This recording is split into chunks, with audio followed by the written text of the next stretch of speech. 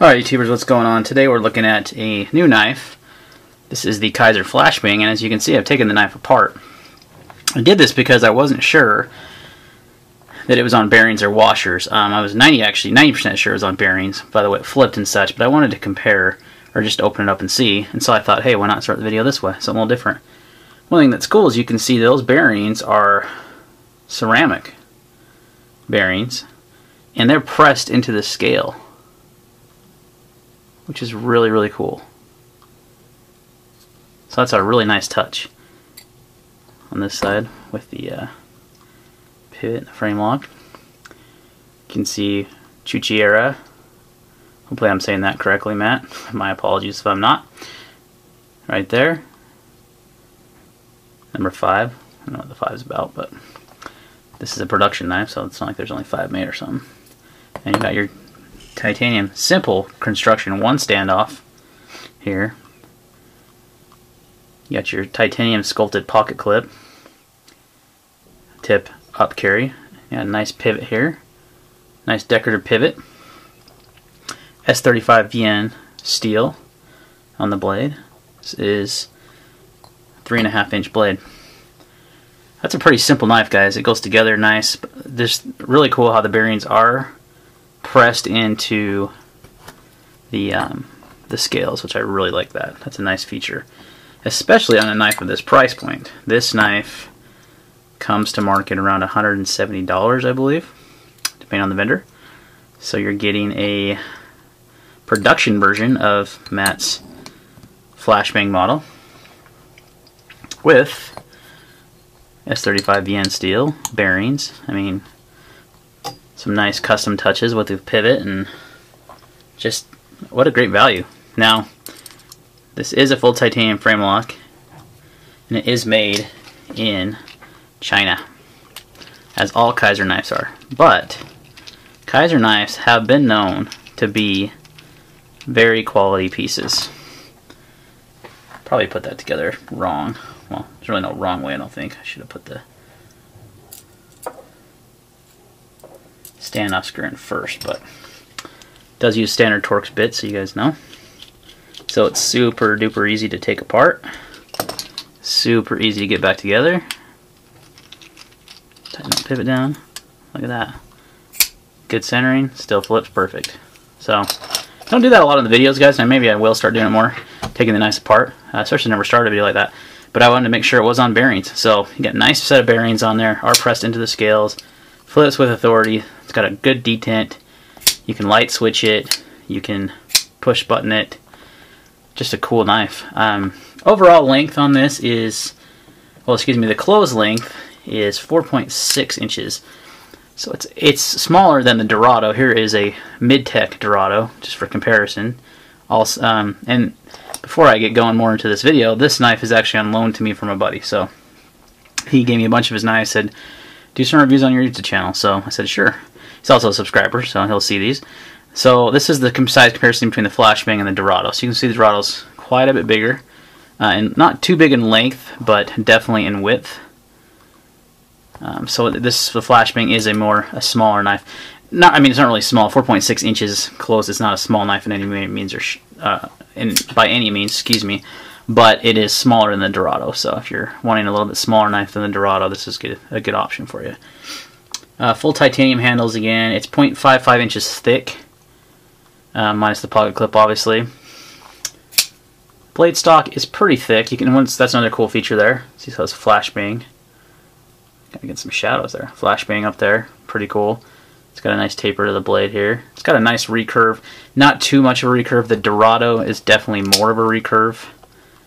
Way more pronounced recurve in that blade. So if that's something that's holding you back, you know, the Flashbang has less of a recurve in the blade. Comfort-wise, it's a very comfortable knife in the hand. You can see it's pretty good sized. I have medium-sized hands, and you have quite a bit of, you know, steel hanging off there. Titanium, excuse me. So handle would be the better way to say it. You know, if you have larger hands, this would be a good size knife for you, but if you have medium-sized hands, it's still a very manageable knife. Carries very nicely. The clip is, you know, it flows nicely with the lines of the knife. It's well designed. you know, it clips on nicely. It has good retention, but it's not like a pocket shredder. Especially with the smooth titanium underneath, you're not going to have any problems shredding your pockets with this one. Again, we looked at the custom pivot earlier, just to kind of show you the show side here. So there's the Kizer logo, beautiful stonewashing on the blade. So for 170 bucks ish, you're getting S35VN steel, titanium frame lock, full titanium, nice flipper on, bearings. Pretty hard to beat. Really, really good price. You know, your opinion on if you want to buy a knife made in China or not, that's completely, you know, your prerogative. It's a good quality piece, and I hate to steer people away from that just because of the country of origin. So I'll let you make your decision on that, because I think it's a really nice knife for the money. I mean, I'm going to pick one up myself. I think they make this in a full tie. They have a Scully version, they call it, where Matt is very popular for his skulls on his knives, and they're all, I believe they're CNC'd by Kizer. I believe he does them in-house himself on his customs, but I believe by Kizer they're CNC'd, but they look pretty cool. So there is a couple different versions of the Flashbang, and there's also a Dorado. Now this is the Dorado Mid-Tech again, but there is also a Dorado model production knife by Kizer. So Kizer did a great job. To my knowledge, this is the first knife they've done collaborated with a custom knife maker. I could be wrong on that, so if I am, someone correct me. But good choice, because you know Matt makes some phenomenal knives. I've always liked his style. It's just different and fun. You know, in the world of titanium frame locks that's so common these days, he does some cool detail work like the fizz and the skulls and, you know, stuff like that. So he's got a different style, which I like. But the Flashbang is definitely a cool design. It's very comfortable in hand. Fits the hand nicely. There's no hot spots. Pocket clip, maybe. I'm gripping that pretty hard, and it's super comfortable.